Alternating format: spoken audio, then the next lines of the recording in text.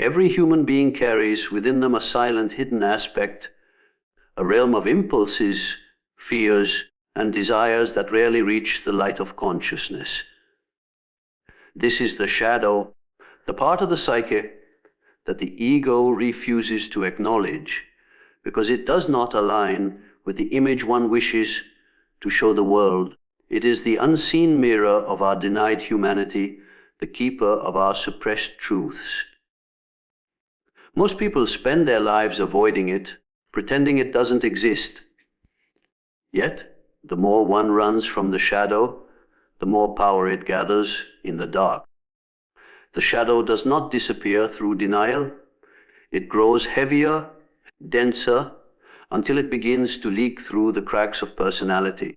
It emerges in moments of envy, judgment, or sudden hostility. When someone projects onto others what they cannot face within themselves. The individual who despises arrogance may secretly harbor a repressed desire for power. The one who condemns dishonesty might unconsciously fear the exposure of their own deceit. In this way, the unacknowledged parts of the psyche are externalized, disguised as moral indignation or emotional distance. Hatred becomes a mirror, not of the other, but of oneself. When you begin to live with integrity, to speak from truth and authenticity, you unknowingly disturb this fragile balance in others. Your presence activates their shadow. They feel a discomfort they cannot name. Something within them begins to stir as though an invisible mirror has been placed before their soul. The light you embody does not merely illuminate, it reveals. It exposes the dissound, the hidden, the repressed. And when that inner revelation feels too threatening, the psyche seeks to protect itself by projecting the discomfort outward. Suddenly, you become the problem. You become the source of their unease, the object of their silent hostility. This process happens unconsciously. Most people who turn against you are unaware of why they do it. They rationalize it, weaving stories to justify their withdrawal or resentment. You've changed. You think you're better. You're too cold. You've become different. But beneath these words lies a deeper truth.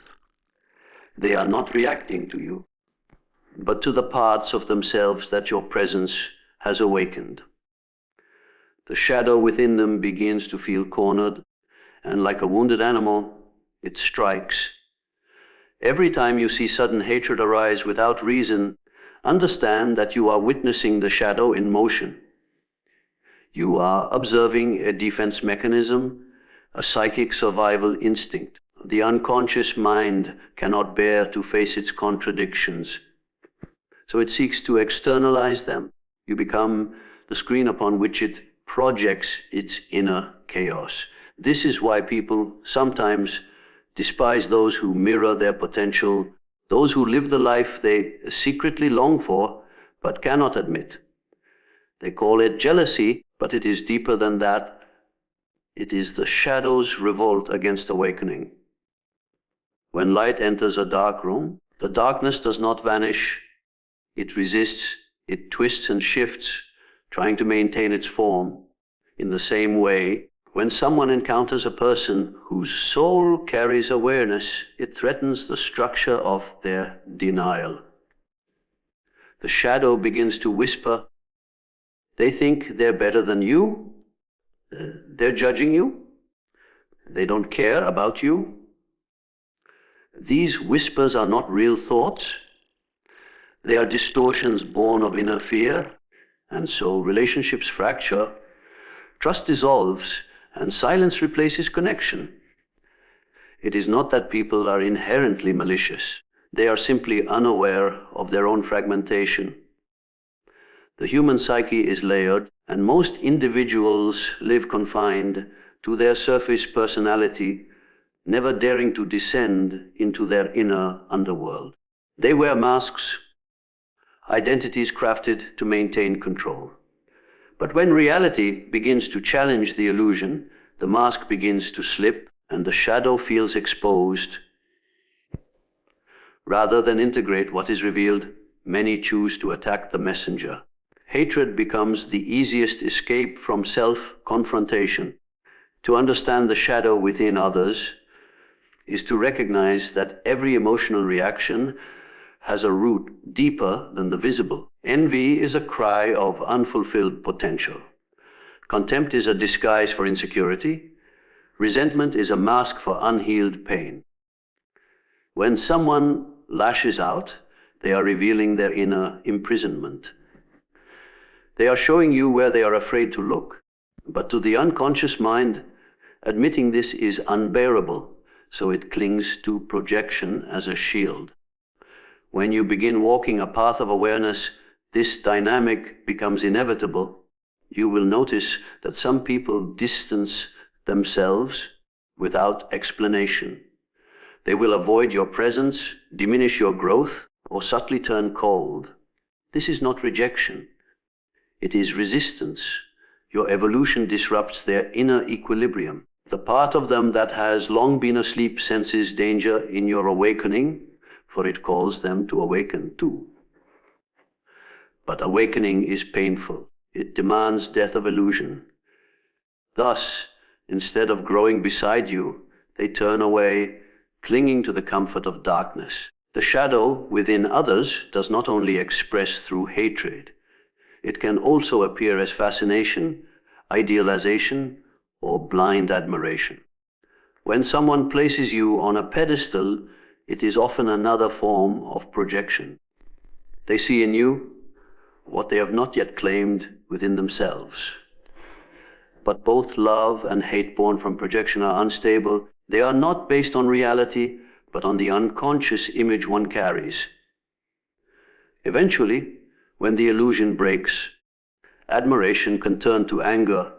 The same light that once inspired now irritates, for it forces confrontation with the self. Understanding this process liberates you from personalizing the behavior of others. It allows you to see through the veil of reaction into the mechanics of the unconscious. You begin to realize that most human conflicts are not between two individuals, but between their shadows. Two unconscious minds clashing in the dark, mistaking projection for truth. What appears as betrayal is often self-defense of the ego. What feels like rejection is the psyche's attempt to preserve its illusion of control. The shadow within others cannot be destroyed by confrontation, nor healed by persuasion. It can only dissolve in awareness when one becomes conscious of what has been repressed. But awareness cannot be forced upon anyone. It comes through suffering, reflection, and time. Until then, the shadow remains a restless force, shaping relationships, distorting perceptions, and turning love into resentment. It acts through those who do not know themselves, and it attacks those who remind them of who they could become. Human relationships are not simply exchanges of words, gestures, or emotions. They are intricate reflections of the unconscious mind, mirrors, through which the hidden parts of the psyche reveal themselves. Every person we meet becomes a surface onto which we project fragments of our inner world, both light and dark. What we love in others often mirrors our unlived potential. What we despise in them exposes our denied self. Beneath the visible layer of interaction, there exists a silent dialogue between unconscious forces, shaping our perceptions and reactions long before we become aware of them. The unconscious does not communicate through logic or speech. It speaks through emotion, attraction, resistance, and conflict. It finds in others what it cannot yet find within us.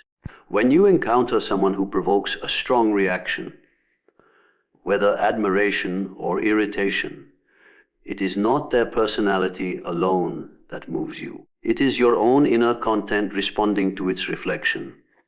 The psyche recognizes itself through others. It projects, distorts, and mirrors until what is hidden becomes visible. But because this process is unconscious, most people believe their perceptions are objective truths. They assume they see others as they are, when in reality they see others as their own unconscious needs demand them to be. The mirror of the unconscious does not flatter, it reveals. It confronts the ego with everything it wishes to deny. This is why certain people trigger discomfort without doing anything outwardly wrong. Their mere presence awakens repressed emotions or unacknowledged traits. A person who has buried their anger may find themselves irritated by someone assertive. The one who denies vulnerability might secretly resent someone open-hearted.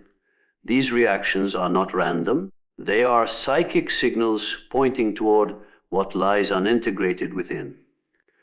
The unconscious seeks wholeness, and it uses relationships as its stage for revelation. When two people meet, it is not just their conscious selves that interact. It is the sum of their inner worlds. Each becomes the other's mirror, reflecting the unseen dimensions of the soul. Love often begins as an unconscious recognition of the self in another. The qualities we admire are those we long to embody but have not yet claimed. Yet this same process also fuels hatred and conflict. The traits we condemn in others are usually those we have repressed or feared in ourselves. The unconscious mind projects these traits outward so that we do not have to confront them internally. By seeing them in others, we preserve our self-image, but this preservation comes at the cost of truth. The more one resists self-awareness, the stronger projection becomes. The unconscious does not tolerate emptiness. It must express itself. If you do not face your inner shadow, it will find someone to play it for you. Thus, life brings mirrors disguised as enemies, rivals, or critics. The individual you cannot stand often carries the very lesson your soul needs to integrate. But instead of reflecting, the ego attacks, it blames, judges, and condemns, not realizing it, it is fighting its own reflection. This is the silent tragedy of the unconscious. It wages war against itself while believing the enemy is outside. To look into the mirror of the unconscious requires courage. It demands that one questions every emotional reaction. Why does this person disturb me? Why do I feel unseen, rejected, or misunderstood? Why do I need them to approve of me? These questions open the door to the deeper layers of the psyche. They reveal how much of our perception is shaped by projection. Most people live within this distortion, mistaking reflection for reality. They build relationships not with who others truly are, but with the image their unconscious casts upon them.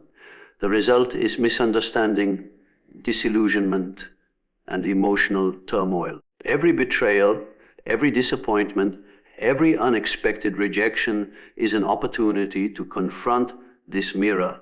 When someone turns against you without reason, it is rarely about what you did. It is about what your presence revealed. You might have unknowingly reflected their hidden insecurity, their unresolved guilt, or their unacknowledged envy. The psyche, feeling exposed, retaliates. It cannot tolerate seeing its disowned self standing before it. So it seeks to destroy the mirror, to protect the illusion. This is why truth tellers are often resented and why authenticity feels dangerous. To live consciously is to walk among mirrors that cannot bear their own reflection. But the mirror does not only expose others, it also exposes you. When you feel judged, criticized, or misunderstood, your reaction also reveals something. Perhaps you are seeing in them the part of yourself you have not yet accepted. The sting of judgment often comes from its resonance with your inner doubt. The more complete your self-acceptance, the less power external mirrors hold. You no longer need to defend an image, for you have embraced the reality beneath it. What once appeared as attack now becomes revelation. The mirror of the unconscious is not inherently cruel. It is a tool of evolution. Through the friction of relationships, the psyche expands its awareness. Every projection that returns to you is an invitation to integrate, to reclaim the fragments of the self that have been cast into the outer world. The people who challenge you the most are often the ones who carry the keys to your inner growth. They show you where you are still divided, where you are still protecting illusion over truth. When seen from this perspective, conflict transforms into reflection, and pain becomes a path to consciousness. To navigate this mirror consciously, one must cultivate stillness. Reactivity feeds projection, but awareness dissolves it. When you feel triggered, pause before acting. Observe the emotion without judgment. Ask what part of you is being mirrored. The answer may not come instantly, but the act of observation itself begins to dismantle the illusion. Awareness is the light that cleanses distortion. Through it, the mirror becomes clear, and relationships transform from battlegrounds into revelations of self-knowledge. Most people spend their lives shattering mirrors, leaving relationships, blaming others, running from discomfort, only to meet the same reflection again in different faces. The pattern continues until one learns to turn inward instead of outward. Only then does the repetition end. The outer world stops being an arena of projection and becomes a reflection of inner balance. To understand this is to realize that every encounter, every reaction, every emotion carries a message from the unconscious, urging integration. The mirror never lies. It only reflects what we refuse to see. Every human being wears a mask, the persona, the carefully constructed identity we present to the world. It is the version of ourselves designed to gain acceptance, safety, and belonging. It smiles when we wish to scream, agrees when we wish to protest, and adapts to the expectations of others so that we may survive within the collective order. The persona is not inherently false. It is a necessary structure that allows social existence. Yet, the danger arises when we mistake it for the totality of who we are. What begins as a role for adaptation becomes a prison for the soul. The persona thrives on image. It feeds upon validation, status, and conformity. It becomes addicted to approval because its existence depends on external reflection. The moment that reflection changes, the persona begins to fracture. When someone no longer admires us, when the world stops applauding, when truth threatens our constructed facade, the mask begins to tremble. Behind it lies a vast and chaotic realm. The repressed emotions, desires, and fears we have hidden for years.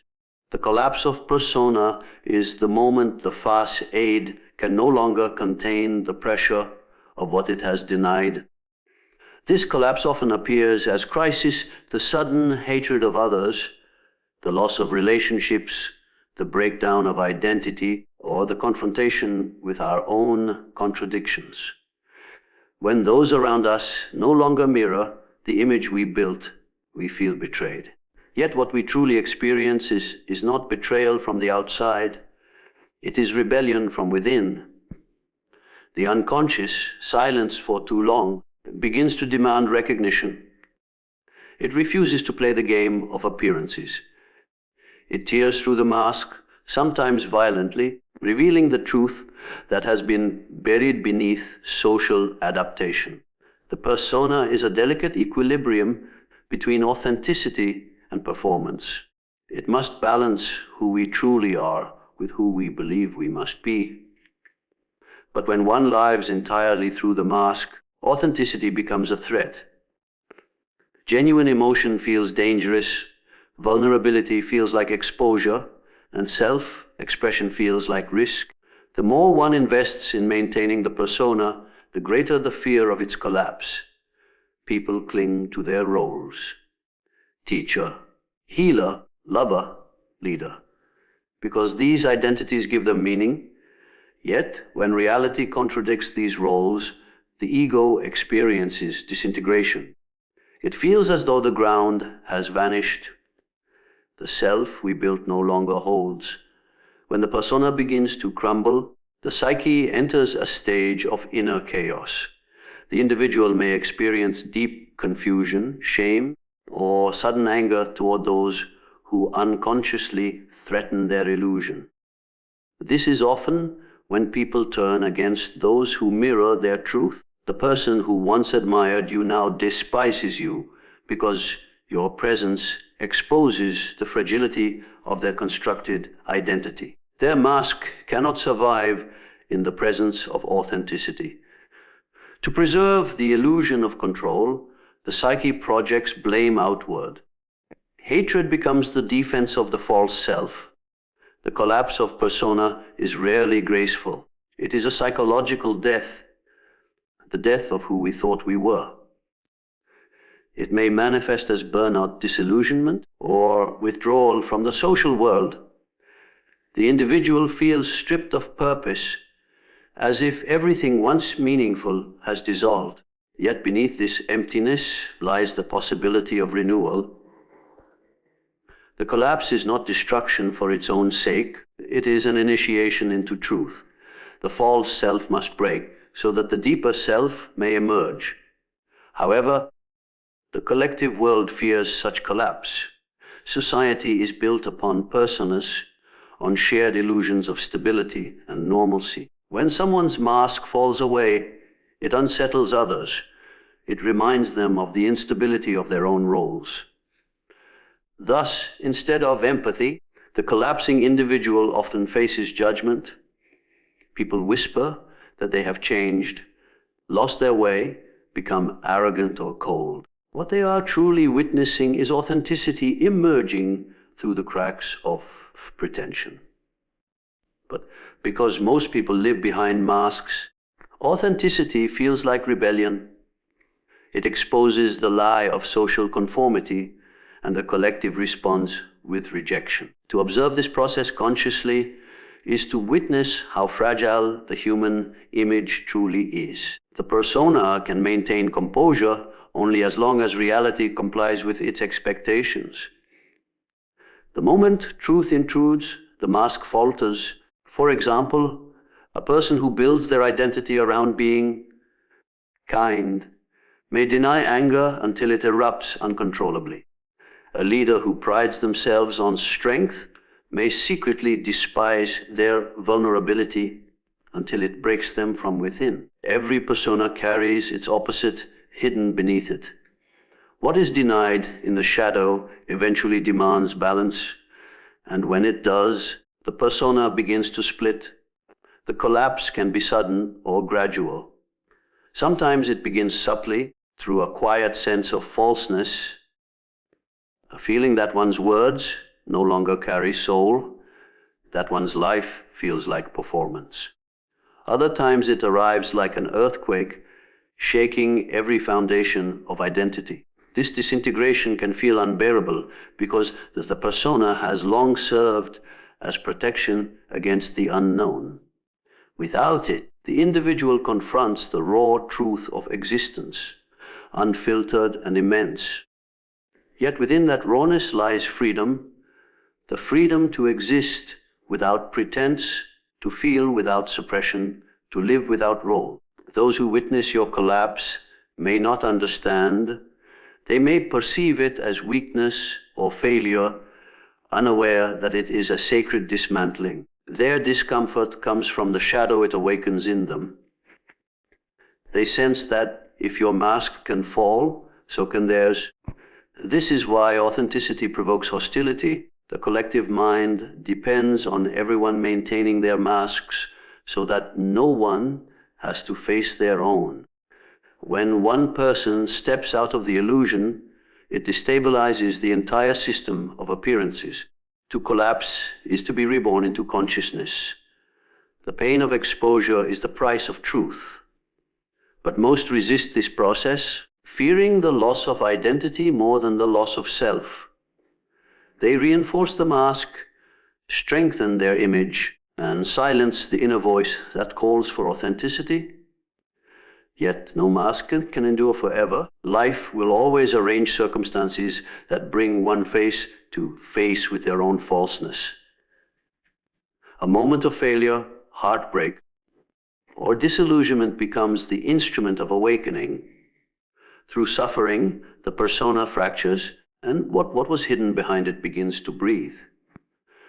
The collapse of persona reveals that identity is not fixed, but fluid. What we present to the world is merely a fragment of the total psyche. When we cling to that fragment as our only truth, we invite distortion and projection. The more rigidly we hold the mask, the more violently it must eventually shatter. Only by allowing the collapse can the authentic self begin to emerge. A self that no longer depends on approval or disguise, that exists not for performance, but for presence. There exists a war that no one speaks of, a silent conflict unfolding beneath the surface of every human interaction.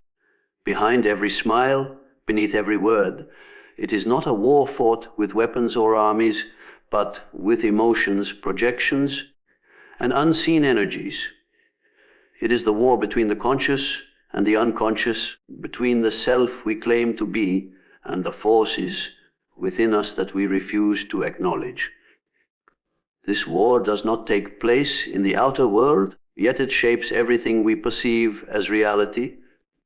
Every tension, betrayal, or sudden hostility between people is but a shadow of this deeper, invisible struggle. The human psyche is not a unified structure. It is divided between what we are aware of and what remains buried in the depths. The conscious mind is a small island of order floating on an ocean of instincts, desires, fears, and forgotten memories. That ocean, the unconscious, has its own logic, its own will, and it often moves in ways that contradict our conscious intentions. When this hidden part of the psyche feels threatened or repressed, it begins to rebel. It expresses itself through dreams, slips of the tongue, emotional outbursts, or irrational behavior. But because we do not recognize it as our own, we experience it as something external, as if life itself has turned against us. This is the beginning of the unseen war. The ego, the center of our conscious identity, seeks control, predictability, and coherence.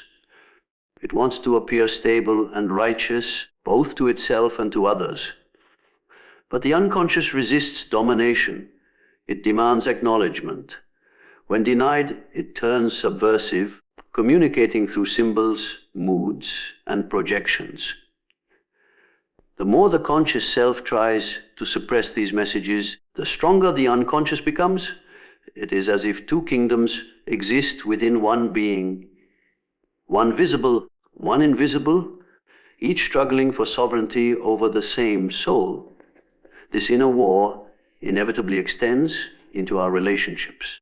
The people we meet become mirrors for the conflict within. When someone triggers you, it is rarely because of their behavior alone. It is because they have touched a wound that your unconscious guards. When you feel sudden hostility toward another, you are often battling not with them, but with the reflection of your own unacknowledged self. The psyche externalizes its inner war so that it can be seen, felt, and eventually integrated. But most do not understand this process.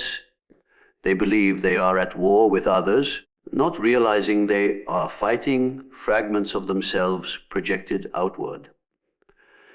This projection creates the illusion of an external enemy. The unconscious takes what the ego cannot accept and casts it upon someone else, the arrogant, the cruel, the deceitful. All these qualities we see in others are often distortions of what lies unexamined within. The world becomes a mirror of our hidden conflicts.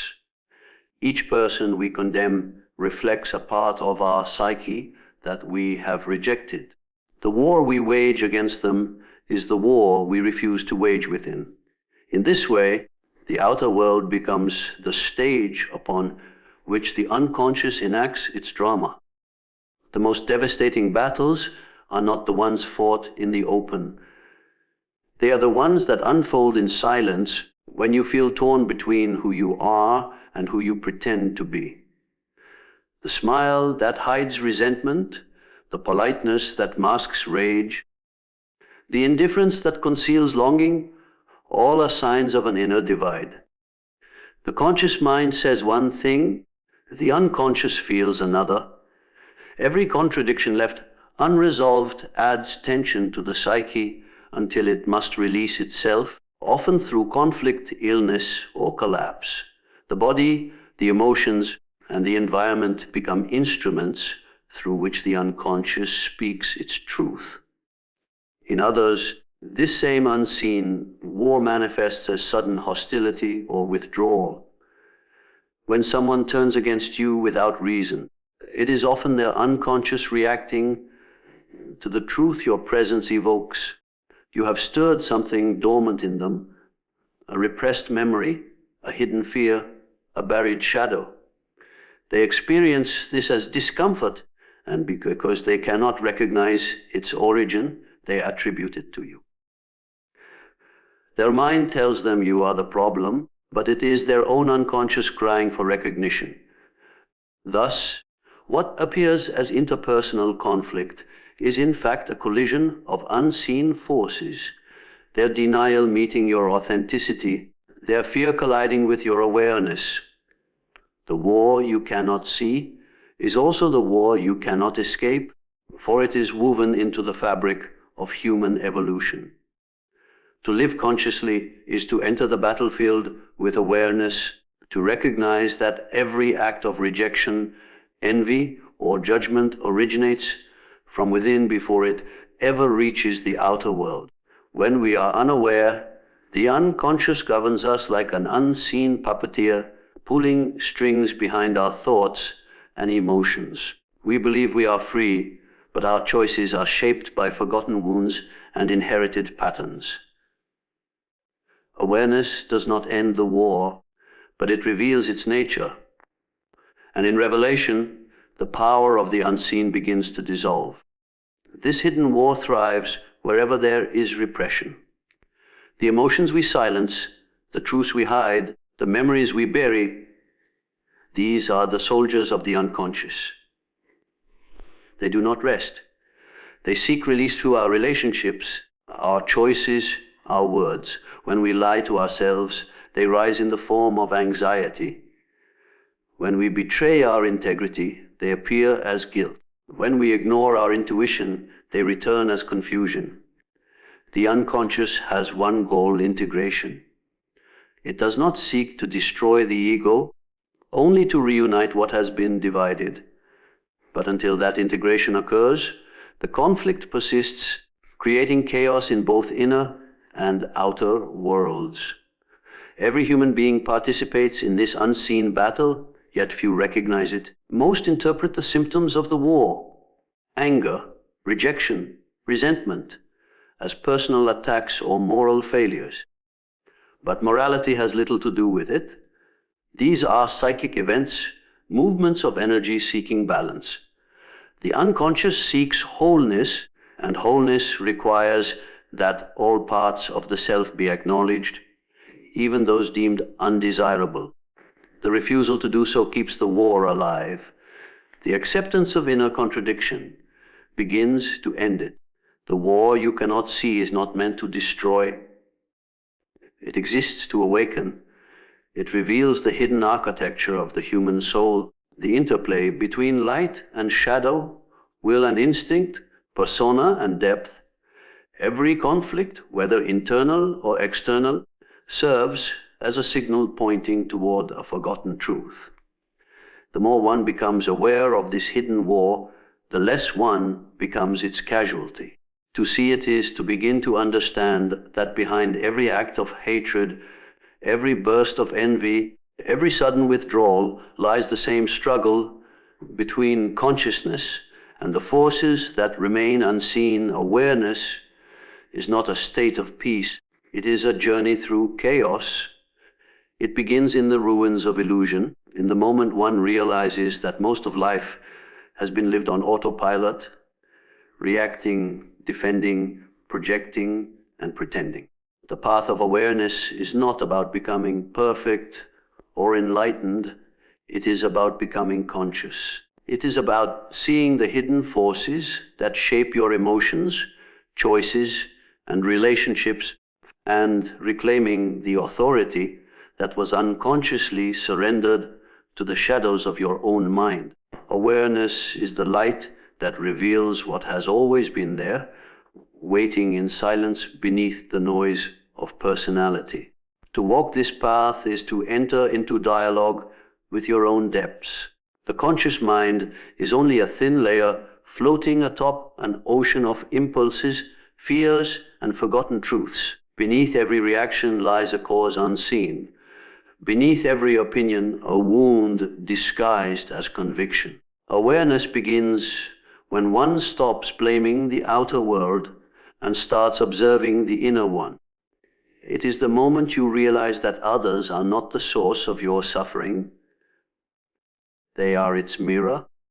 Every conflict becomes an opportunity to see where you are still asleep. Every emotional trigger points toward the parts of yourself that remain unintegrated. The path of awareness demands that you slow down enough to witness your own mind.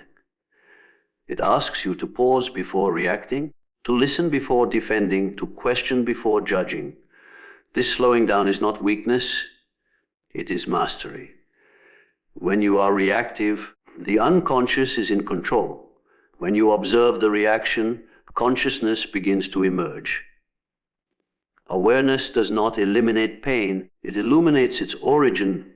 It reveals the hidden motives beneath your desires, the fears behind your anger, and the attachments beneath your sorrow. Through observation, you begin to separate yourself from the storm within. Most people fear awareness because it exposes the falseness of their identity. The ego survives through distraction and illusion. It needs enemies to feel righteous, possessions to feel secure, and roles to feel important. Awareness strips these away layer by layer, revealing the fragile self that hides beneath performance.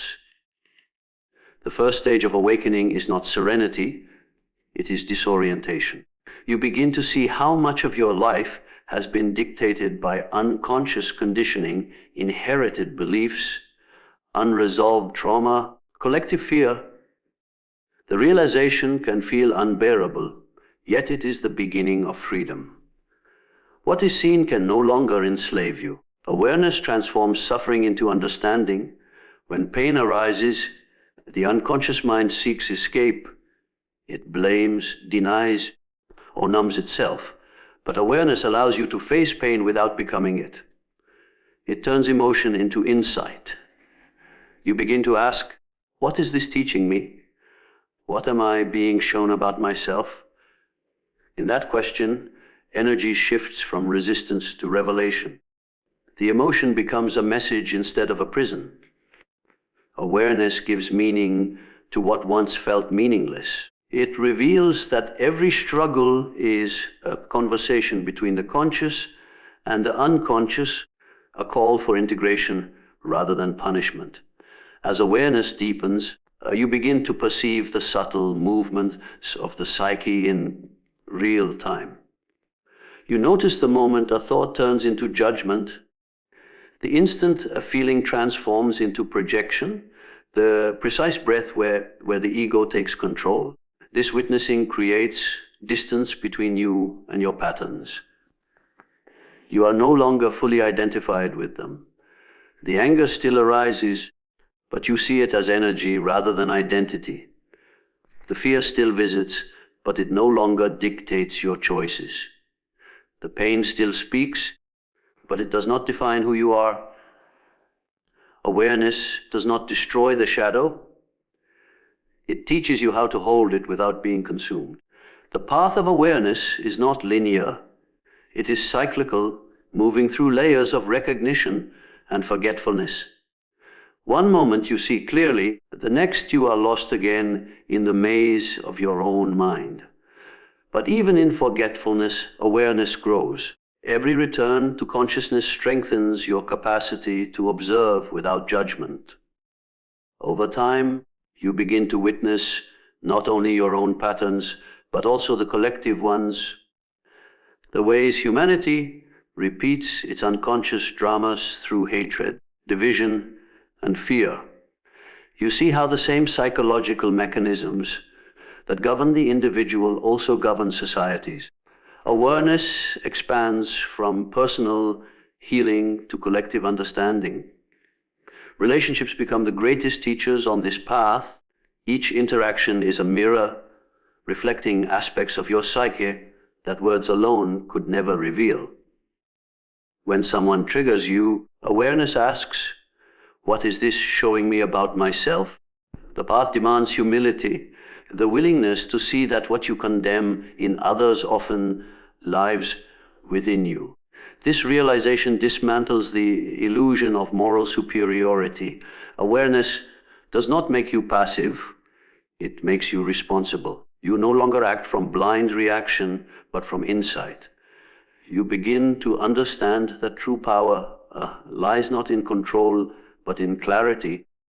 To live with awareness is to walk between worlds, the visible world of form and the invisible world of energy.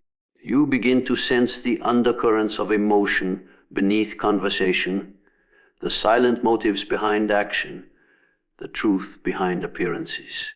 The world becomes transparent. The masks people wear no longer deceive you.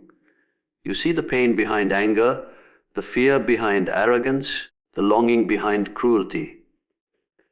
Yet awareness does not lead to cynicism, it leads to compassion. When you understand the unconscious roots of human behavior, you stop expecting perfection. You recognize that everyone is fighting a battle they cannot yet see.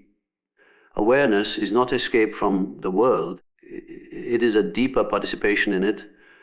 The more conscious you become, the more you realize that life is not happening to you, it is happening through you. Every event, pleasant or painful, becomes material for self-realization. The external world mirrors the internal state with precision. When you shift within, circumstances begin to align differently. The same patterns that once trapped you lose their hold. The energy of awareness reorganizes reality from the inside out.